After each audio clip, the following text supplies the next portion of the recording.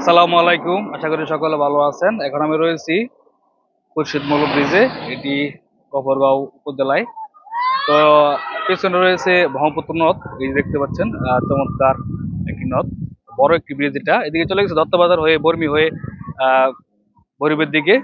তো আর আমি এইদিকে চলে গেছে গফরগাঁওর দিকে, গফরগাঁও হয়ে ভালুকার দিকে। তো এদিকে আপনাদের দেখাই আমি, এদিকে দেখুন চমৎকার আর পানি দেখতে পাচ্ছেন, পরিষ্কার পানি। যদিও এখন চৈত্র মাস, পানি কম, তবে বর্ষাকালে পানি অনেক বেড়ে যায়।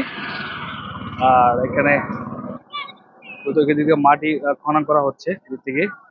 আর এদিকে চলে গেছে হোসেনপুর, সামনেই 1-1.5 কিলোমিটার সামনে হোসেনপুর, হোসেনপুর হয়ে কিশোরগঞ্জ দিকে চলে গেছে। তো আমরা যাবো একটু পরে কিশোরগঞ্জের দিকে। তো আশা করি এখানে আসবেন, ভালো লাগবে। বড় একটি ব্রিজ, প্রায় 700 থেকে 800 মিটার লম্বা হবে ব্রিজটা। তো আজকে মতো এখানে শেষ করতেছি। আসসালামু আলাইকুম।